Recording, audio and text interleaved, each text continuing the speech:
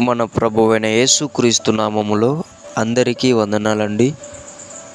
ఈరోజు దేవుని మాటలు కీర్తనల గ్రంథము 55వ అధ్యాయము 16వ వచనము. అయితే నేను దేవునికి మొరపెట్టుకొందును, యెహోవా నన్ను రక్షించును. ప్రియ దేవుని బిడ్డ, బాగా దగ్గరైన వాళ్ళే నిన్ను ఇబ్బంది పెడుతున్నారు కదా, నిజమే కదా? నీ రక్త సంబంధులై ఉండొచ్చు, నీ స్నేహితులై ఉండొచ్చు, నువ్వు నమ్మిన వాళ్ళై ఉండొచ్చు. చాలా అంటే చాలా వాళ్ళ మాటల ద్వారా, వాళ్ళ క్రియల ద్వారా నిన్ను ఇబ్బంది పెడుతూ ఉంటున్నారు కదా. నీవు ఈ సందర్భంలో దేవుడు నీకు చెప్తున్న మాట ఏమిటంటే, నీవు ప్రార్థన చెయ్యి, నిన్ను నేను రక్షిస్తాను అని దేవుడు చెప్తున్నాడు.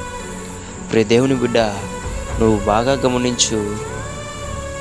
వారి మాటల కంటే నీ ప్రార్థన ఎక్కువగా ఉండాలి. వారి నిందల కంటే నీవు దేవునికి దగ్గర అవ్వడం ఎక్కువై ఉండాలి.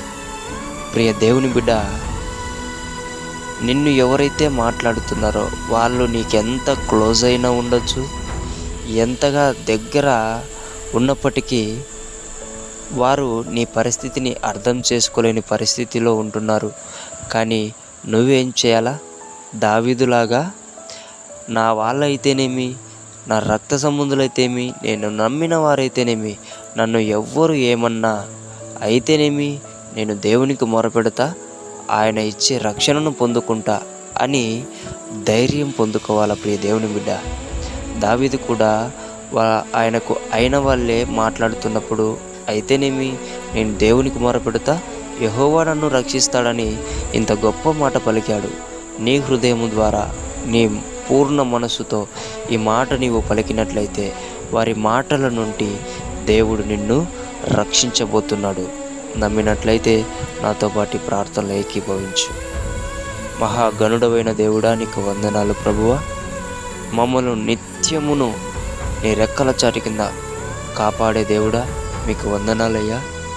తండ్రి, ఎవరైతే నాన్న తండ్రి మాటల చేత ఇబ్బంది పడుతూ నీ బిడ్డలు ఏడుస్తూ ఉంటున్నారో వారిని ధైర్యపరచమని ప్రార్థిస్తున్నామయ్యా. తండ్రి, వారి మాటలు పట్టించుకోకుండా నాతో మాట్లాడితేనేమి, నన్ను మాట్లాడితేనేమి, నేను దేవునికి మొరపెడతా, నేను రక్షణ పొందుకుంటా అని ధైర్యము గల మాటను చెప్పే బిడ్డలుగా తయారు చేయమని యేసు నామములో ప్రార్థిస్తున్నాము తండ్రి. ఆమేన్.